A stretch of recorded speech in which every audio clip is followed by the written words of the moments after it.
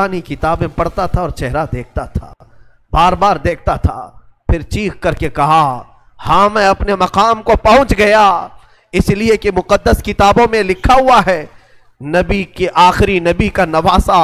ظلمن قتل کیا جائے گا اور اس راستے سے جائے گا، اور یہاں کی گرجا میں اگر رکے تو گرجا میں جو خدمت گزار ہے وہ اس کی خدمت کرے، مولا اسے جنت عطا کرے گا۔ وہ عیسائی راہب کہتا ہے وہ چہرے میں ساری علامتیں جو کتابوں میں لکھی یہی ہیں، وہ ایمان لے آیا، کلمہ طیبہ پڑھا، اسلام قبول کیا، رات میں اس کی دنیا بدل گئی۔ میرے عزیزو، اسی کو کہا جاتا ہے اسلام زندہ ہوتا ہے ہر کربلا کے بعد۔ حسین کے انتقال کے بعد بھی اسلام پھیل رہا، ایمان دوسروں کو بانٹ رہے ہیں۔ صبح تک اس گرجا میں رکے، پھر دن پورا گزارے، اور شام کے وقت ٹھنڈے وقت میں کوچ کرنے کا ارادہ کیا، اور سر امام حسین جو ان لوگوں نے نیزے پر لیا تھا اس کو ایک جگہ گاڑ دیا، اور اس کے بعد اپنے پانی وغیرہ کے استعمال کے بعد قافلے کو کوچ کرنے کا حکم دیا۔ قافلہ آگے چلا، لیکن جو فوجی آتا سر حسین کو اٹھانے کے لیے نیزے پر، وہ تو ہلکا ہو چکا تھا لیکن وہ زمین میں ایسا گڑ چکا تھا کہ اٹھتا نہیں تھا، کسی سے ہل نہیں رہا تھا۔ بہت لوگوں نے کوشش کی، پھر آ کر کے انہی ظالم یزیدیوں نے بی بی زینب سے کہا اے خاتون، یہ تمہارے بھائی کا سر زمین پر ایسا جمع ہوا ہے، ہٹتا نہیں ہے، آگے بڑھنا ہے ہمیں، یہ ہٹتا نہیں ہے۔ بی بی زینب نے غور سے دیکھا اور کہا قافلے میں دیکھ لو سب ہیں یا نہیں، قافلے میں سب ہیں یا نہیں۔ دیکھا گیا تو بی بی سکینہ قافلے میں نہیں تھی، قافلے میں موجود نہیں تھی۔ بی بی زینب نے کہا وہ میرا غیور بھائی ہے، اپنے خاندان والوں کو چھوڑ کر کہیں جاتا نہیں تھا، اپنی بچی کا غم ہوگا، آگے نہیں بڑھتا، تلاشو سکینہ کہاں ہے۔ لوگوں نے ڈھونڈنا شروع کیا، پہاڑ کی ایک چھوٹی سی چوٹی پر وہ بیٹھی ہیں اور ایک خاتون کی گود میں بیٹھی ہیں، کوئی ایک خاتون ہے اسے سہلا رہی ہے، تھپکیاں دے رہی ہیں۔ بی بی سکینہ 9 سال کی عمر میں ایک بڑی معزز خاتون کی گود میں ہچکیاں لے لے کر رو رہی ہیں اور کچھ باتیں کر رہی ہیں۔ بی بی زینب نے دور سے دیکھا، خاندان کی کچھ عورتیں اور آئیں، پکارا سکینہ جانے کا وقت ہو گیا، تم یہاں کیا کر رہی ہو؟ دوڑ کر کے جیسی سکینہ کے قریب آئے تو دیکھا نہ وہاں عورت تھی نہ کوئی خاتون تھی۔ سکینہ کو اٹھایا، کیا کر رہی تھی تم، یہاں کیسے آئی، کون عورت، کس سے بات کر رہی تھی؟ سکینہ نے کہا میں جانتی نہیں تھی، یہاں حاجت کے لیے آئی تھی، اچانک ایک خاتون نمودار ہوئی، اس نے مجھے گود میں اٹھایا، بوسے دینا شروع کیا، میرا ماتھا چوما، میں نے پوچھا کہ تو کون ہے؟ تو اس نے کہا اے بچی تو نہیں جانتی، میں تیری دادی فاطمہ الزہرا ہوں، میں فاطمہ الزہرا ہوں، رسول اللہ کی شہزادی ہوں۔ میں اپنی دادی کے گود میں سو گئی، بڑا نرم گود تھا، بڑی ان کی نازک ہاتھ تھے، اور وہ مجھے سہلا رہی تھی اور مجھ سے پوچھ رہی تھی کہ کیسے کربلا میں کیا کیا ہوا سنا بچی۔ میں علی اصغر کی شہادت دادی کو سنا رہی تھی، علی اکبر کیسے قتل ہوئے دادی کو سنا رہی تھی، ان کے آنسو بہتے تھے اور میرے جسم پر گرتے تھے، اور میں نے کربلا کی ساری داستان اماں فاطمہ کو سنا رہی تھی۔ سیدہ زینب کی چیخ نکل پڑی کہ ماں فاطمہ اب بھی بے قرار ہے، اس لیے کہ حضرت امام مسلم فرماتے ہیں، ایک بڑے بزرگ ہیں، تابعی ہیں، کہتے ہیں میں نے خواب میں دیکھا ایک بوڑھی خاتون کو، کربلا کا یہ منظر جو تھا 10ویں محرم کو ہوا، 9 محرم کو خواب دیکھیں یا عاشورہ کی رات کو انہوں نے خواب دیکھا، کہتے ہیں ایک بوڑھی عورت ہے، بڑی عمر والی عورت ہے، جبہ اس کے سر پر پڑا ہوا ہے، جھاڑو لے کر میدان جھاڑ رہی ہے، پورا میدان جھاڑا۔ تو یہ امام مسلم فرماتے ہیں میں نے دور سے پکار کر کے کہا بی بی کون ہو آپ، یہ میدان کیوں جھاڑ رہی ہو؟ انہوں نے پلٹے بغیر کہا اے شخص، میں رسول اللہ کی بیٹی فاطمہ الزہرا ہوں، یہ میدان کربلا ہے، میں یہاں جھاڑ رہی ہوں اس لیے کہ کل میرا لاڈلا یہاں گرنے والا ہے، کہیں کوئی نوکیلی کنکر اس کے جسم میں نہ چبھ جائے، مجھے درد ہوگا اگر حسین کو کوئی زمین کی کنکریاں چبھیں، میں صاف تو کر لوں۔ فاطمہ الزہرا کا غم ہم نہیں جان سکتے میرے عزیز، احساس نہیں کر سکو گے، غم کی داستانیں بڑی ہیں،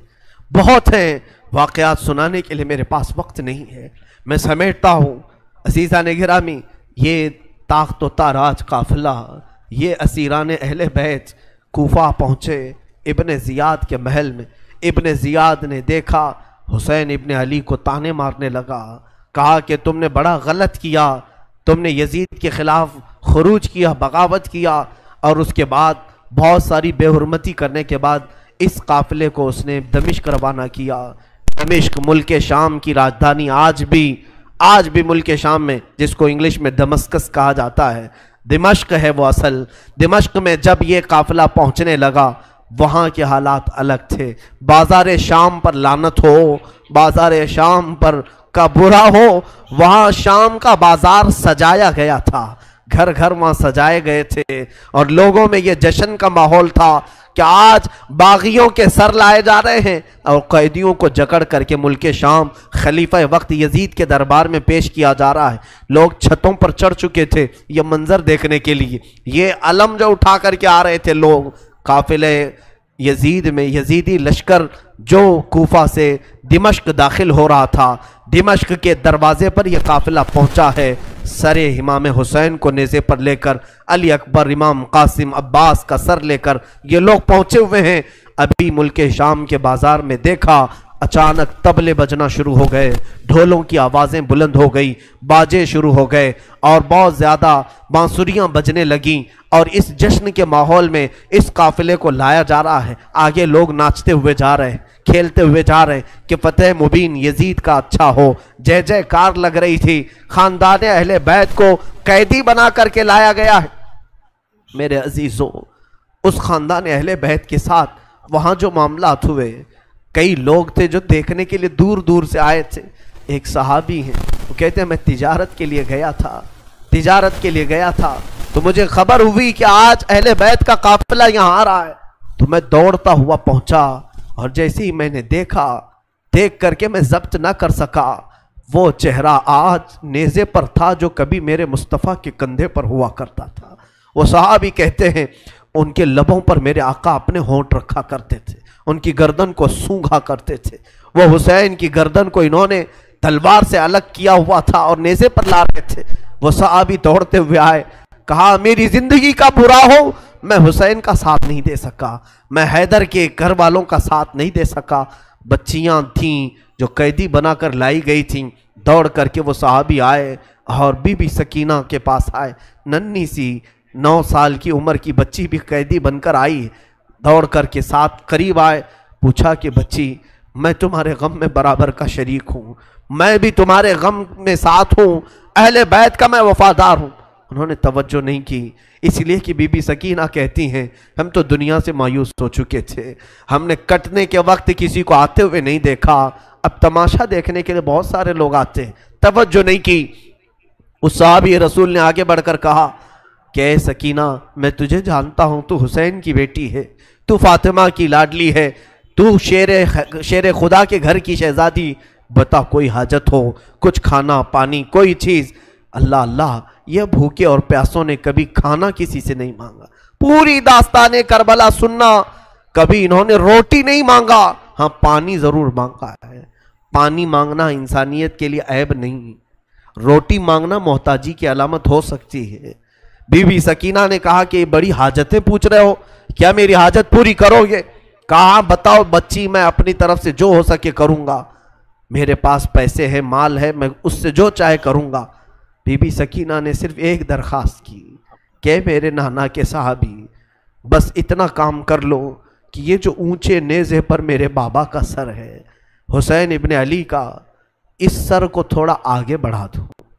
یہ جو جلوس میں جا رہا ہے آگے بڑھا دو۔ ہمارے گھر کی بچیاں غور سے سنیں، میرے گھر کی عورتیں کان کھول کر کے سنو، 9 سال کی بچی کیا خواہش ظاہر کر رہی ہے۔ کہا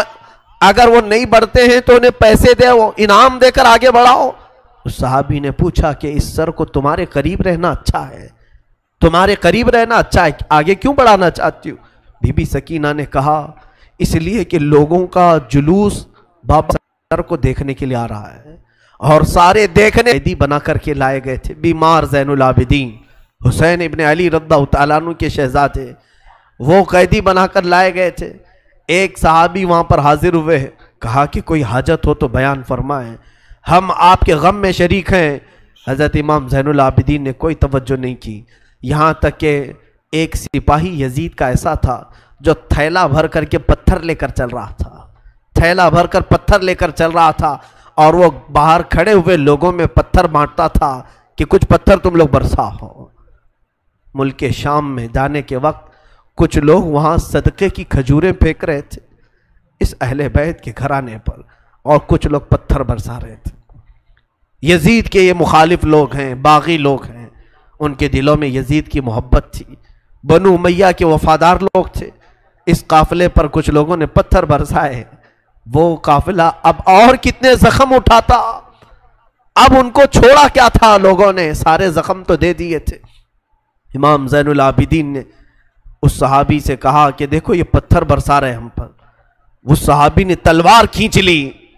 اور اس کو قتل کرنے کا ارادہ کیا، آپ نے منع کیا، رک جاؤ رک جاؤ، اس لیے کہ بہت سارے قتل میں نے اپنے بابا کے دیکھے اور وہاں کوئی بھی اپنی تلوار لے کر ہمارے مدد کے لیے نہیں آ سکا۔ امام زین العابدین کا یہ لٹا ہوا قافلہ یزید کے دربار میں لایا گیا اور سر امام حسین کو ایک تشت میں رکھ کر پیش کیا گیا۔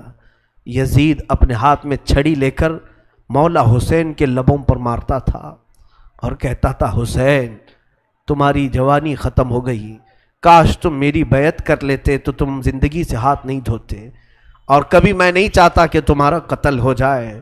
اس نے جھوٹے الفاظ میں لوگوں کو اس طرح ورغلایا۔ سیدہ زینب نے وہاں پر ایک جرأت مندانہ خطبہ دیا تھا، مولا حسین کی سگی بہن یزید کے دربار میں خطبہ دی تھی، اور اس کے بعد پھر یہ اسیران اہل بیت کو یہاں ملک شام میں چند دن ٹھہرایا گیا اور آزاد کیا گیا، مدینہ طیبہ کے لیے رخصت کرنے کا حکم ہوا۔ یہ لٹا ہوا قافلہ مدینہ آیا۔ اللہ اللہ، مدینے کو جب یہ لوگ پہنچے، اہل مدینہ کہتے ہم کو وہ شہادت کی خبر پہلے۔ میرے چینل کو لائک کریں، شیئر کریں اور سبسکرائب کریں، گھنٹی ضرور دبائیں تاکہ آنے والی کوئی ویڈیو ترنت آپ تک پہلے پہنچے۔